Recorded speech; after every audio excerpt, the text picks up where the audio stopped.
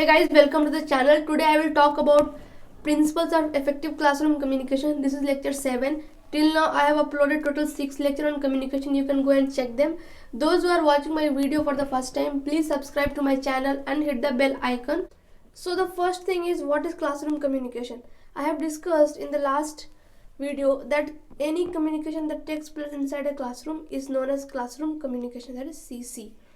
And what are the factors that affect classroom communication? They are teachers, students, message that has to be conveyed from teachers to students and vice versa, instructional methods and media. What are the methods and media that is being used, and learning environment. So all these factors influence classroom communication, and I have discussed about them in detail in my previous videos, so you can go and check them.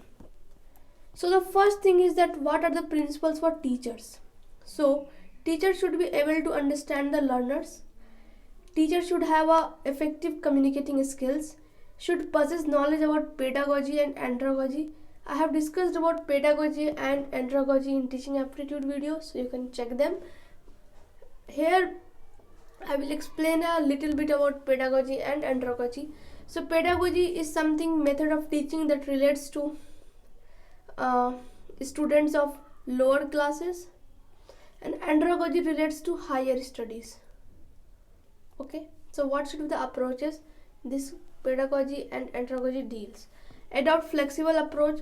Teachers should adopt flexible approach because every learner in a classroom has their own different learning style. So teachers should understand the learners, should understand the learners' learning style, and should approach them with that method. Being objective and unbiased. This is very important. Teacher needs to be very objective and unbiased. What happens if teacher is biased? Then under that scenario, students will start losing trust on him or her. They will not give them the respect as a teacher. They will have negative impression about that teacher. So teacher should be unbiased. Develop proficiency in the subject matter. Whatever subject matter you are teaching, you should have a good hold, good command over it, so that you can deliver it effectively to the classes. Develop a realistic self-concept and perception about surrounding. Okay, so in whatever surrounding you are teaching, you should be well aware of that surrounding, because that learning environment also affects the classroom communication process. Next is, what are the principles for message design? Okay, so message should be clear and specific with specified objectives. Content should be relevant to cover the objectives.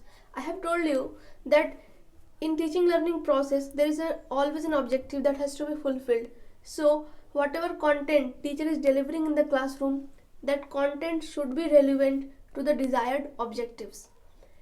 It should be properly sequenced. Yes, it should follow a logical steps. Use of language comprehensible to the learners. So it is very important, whoever learner or whoever receiver is there, that learner should be able to comprehend the intended meaning of the teacher's message. Whatever teacher is trying to convey, learner should be able to understand it in the similar manner. Use of appropriate symbols. Include relevant exercises, that is workout or practice sets.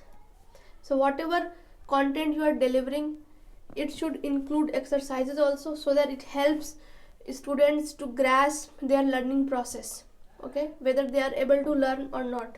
Even it will help teacher to understand the weak area of the students. I have discussed about different evaluation techniques in the teaching aptitude video, so you can go and check them and sync that different methods of evaluation with this, and you will understand it more clearly. Making generous use of examples and non-examples. So wherever there is a need of examples to explain any concept, teachers should use it freely and extensively, because examples help learners to retain the concept for a very long time and with clear concept.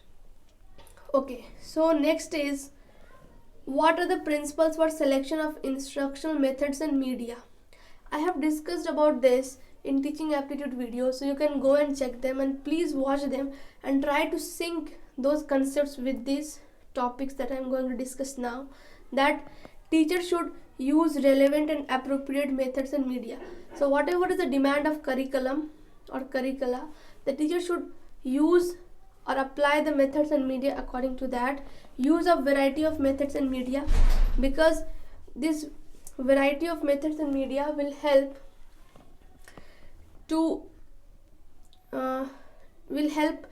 teachers to understand that which method is going to be effective for the whole class.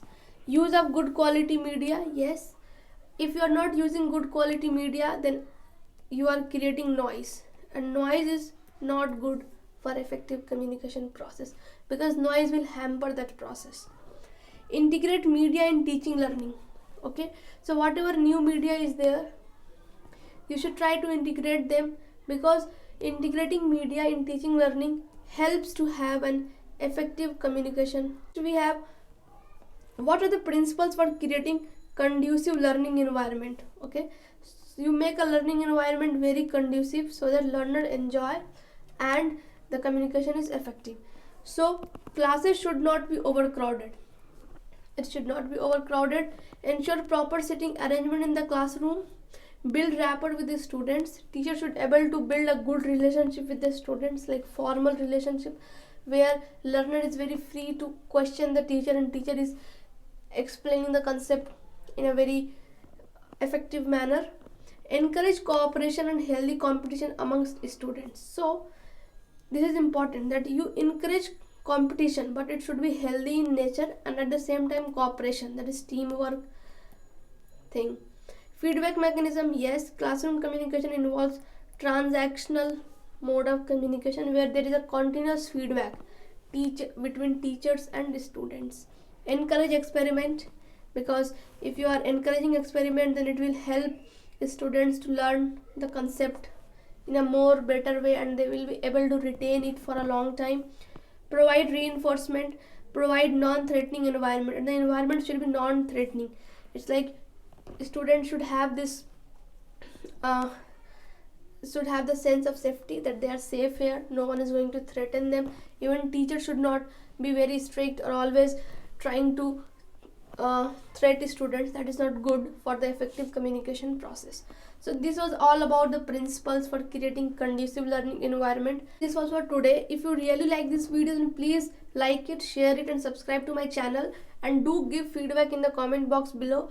This topic is very important for the NET exam, so please watch it with full attention and try to sync it with the teaching aptitude topics, because it relates to somewhere to that also. You can join us on Telegram and follow us on Instagram. The links are given in the description box below, and on Instagram you are going to have quiz links, so follow us there and access the quiz link. Thank you.